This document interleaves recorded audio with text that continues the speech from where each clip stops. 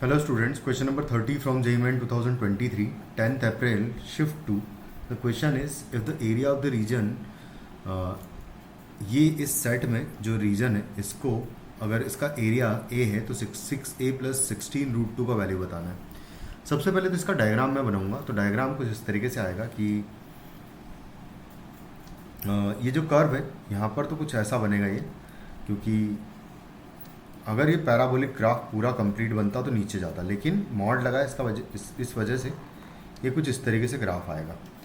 और उसके बाद फिर यहाँ पर ये वाला लाइन जो है y equal to x line होगा कुछ इस तरीके से, ये वाला लाइन। तो इस लाइन की तो मुझे नीचे वाला पोर्शन चाहिए, y should be less than x होना चाहिए, तो वो इस वाले रीजन में आएगा। और इस वाले रीजन का ऊपर वाला पोर्शन मुझे चाहिए। तो जो रिक्वायर्ड एरिया होगा मेरा वो ये वाला एरिया हो जाएगा, बेसिकली ये वाला एरिया, जो कि इस कर्व के तो ऊपर वाला एरिया होना चाहिए और लाइन के नीचे वाला। तो ये वाला रिक्वायर्ड रीजन अगर मेरा, तो सबसे पहले तो ये इंटरसेक्टिंग पॉइंट्स निकाल लिए जाए तो ये तो बेसिकली √2 हो जाएगा। इसका जो रूट है बेसिकली इस क्वाड्रेटिक इक्वेशन का √2 है। और फिर बाकी इन दोनों को सॉल्व करेंगे तो ये वाला रीजन बेसिकली ये 2 माइनस एक्स स्क्वायर होगा कर्व, और ये वाला कर्व होगा एक्स स्क्वायर माइनस 2 होगा। और इन दोनों को सॉल्व करेंगे तो 2 minus X square is equal to, जब एक्स करेंगे तो हमें ये वाला इंटरसेक्टिंग पॉइंट मिलेगा, जो कि clearly X equal to 1 put करने पर आ रहा है। देखो तो यहाँ से एक्स इज इक्वल टू 1 आएगा। और दूसरा यहाँ पर ये वाला पॉइंट जो है, जब मैं X square minus 2 is equal to कर दूंगा यहाँ पर मैं x को, तो यहाँ से X square minus X minus 2 is equal to 0। तो बेसिकली इसको हम सॉल्व करेंगे तो x minus 2 into X plus 1 दो फैक्टर्स आएंगे, और ऑब्वियसली पॉजिटिव फैक्टर जो है हमारा आंसर होगा यहाँ पर 2 आ जाएगा। नेगेटिव वाला तो इधर वाला इंटरसेक्टिंग पॉइंट आ रहा है, वो तो खैर लेना नहीं है हमें।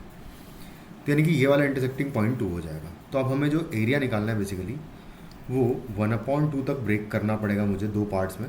अपर कर्व माइनस लोअर कर्व करेंगे। Upper curve is y equal to x line in both the cases.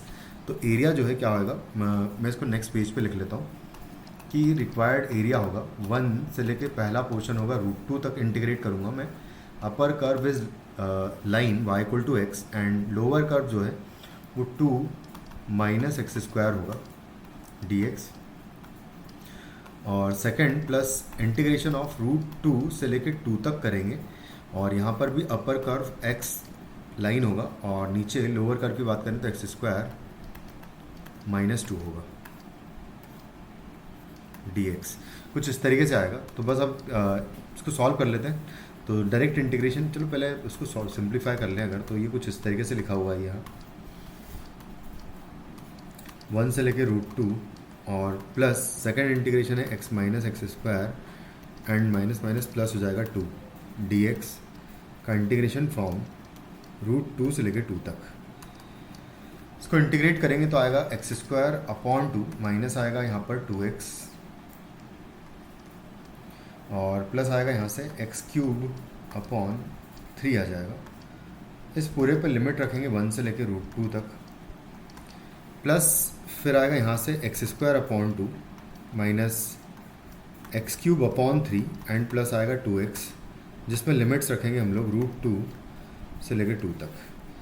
तो लिमिट डायरेक्टली पुट कर दूंगा, √2 पुट करेंगे तो √2 का स्क्वायर 2 हो जाएगा, 2 से 2 ये कैंसिल आउट हो जाएगा, तो यानी कि 1 आ जाएगा यहाँ पर, माइनस यहाँ पर आ जाएगा 2√2 और प्लस यहाँ पर आएगा 2√2 अपॉन 3, क्योंकि √2 का क्यूब जो है वो 2√2 हो जाएगा, माइनस जब 1 पुट करूँगा तो आएगा 1/2 माइनस 2 एंड प्लस आएगा 1/3, प्लस इसमें 2 पुट करेंगे तो 2 का स्क्वायर 4 होगा, 4/2 2 हो जाएगा ये, माइनस 2 का क्यूब करेंगे तो 8 आएगा, तो 8/3 आ जाएगा, एंड प्लस 2 इंटू 2 यहाँ पर 4 हो जाएगा। फिर माइनस फिर से √2 पुट करेंगे इसमें से, तो √2 का स्क्वायर हो जाएगा यहाँ पर फिर से 2 डिवाइडेड बाई 2 हो जाएगा 1, माइनस क्यूब करेंगे तो 2√2 आएगा और डिवाइडेड बाई 3 आएगा, और है प्लस 2√2 इन प्लेस ऑफ √2 यहाँ पर कुछ इस तरह से आ जाएगा। अब इसको सिंप्लीफाई करना है मुझे, तो इन दोनों को कंबाइन करूँगा तो ये 3 इंटू 2 6 हो जाएगा, 6 माइनस टू करूँगा तो 4 आएगा, तो -4√2/3 आ जाएगा। यहाँ से आएगा 1 - 4√2/3। इसको कंबाइन करूँगा मैं तो सबका एलसीएम अगर लेंगे तो 6 आ जाएगा, और यहाँ आएगा 3, यहाँ पर आएगा -12, और यहाँ पर आएगा +2। तो 3 और 2 5 गया अगर 12 में से, तो 7 बचेगा, तो -7/6 आ जाएगा। तो -7/6 की जगह यहाँ माइनस माइनस प्लस कर देंगे, तो प्लस आ जाएगा ये 7/6। फिर आएगा, इसको भी वैसे ही सॉल्व कर लें अगर, तो ये 2 + 4 6 हो जाएगा। 6 - 8/3 है, तो ये 18 - 8/3 हो जाएगा, यानी कि 10/3 आ जाएगा। और अगर 10/3 आएगा, डायरेक्टली इसकी वैल्यू में 10/3 यहाँ पर पुट कर देता हूँ प्लस करके। यहाँ से इन दोनों को फिर से कंबाइन कर लेंगे इसी तरीके से। तो 1 तो मैं लिख ही देता हूँ, माइनस करके है 1 माइनस, इन दोनों को सॉल्व करेंगे तो 3 × 2 6, 6 - 2 करेंगे तो 4 बचेगा प्लस का, तो -4√2 और डिवाइडेड बाय 3 आएगा, ये आ जाएगा।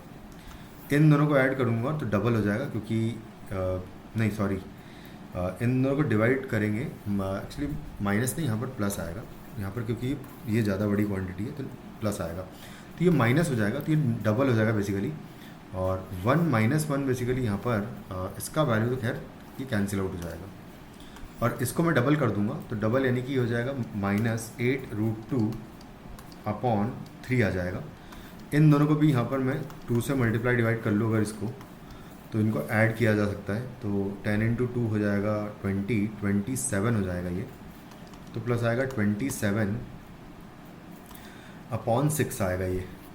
तो ये फाइनली हमारा एरिया ए आ रहा है। और उसके बाद फिर हम क्या करेंगे कि इसकी वैल्यू निकाल ही लेते हैं, जो एक्सप्रेशन हमको गिवन है उसकी वैल्यू निकाल लेते हैं। एक बार देखते हैं एक्सप्रेशन क्या है।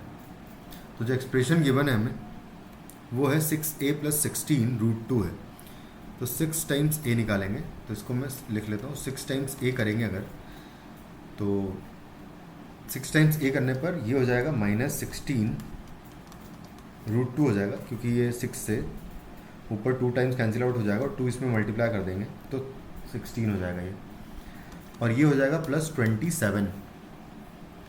और बस अब 6a + 16√2 का वैल्यू पूछा है, तो इसको इधर ही ले आते हैं और डायरेक्टली एक्सप्रेशन हम खुद ही बना लेते हैं। तो ये हो जाएगा इसका वैल्यू, जो कि आएगा 27, इस पूरे एक्सप्रेशन का वैल्यू जो हमसे उसने पूछा है। तो finally 27 is the answer. Thank you.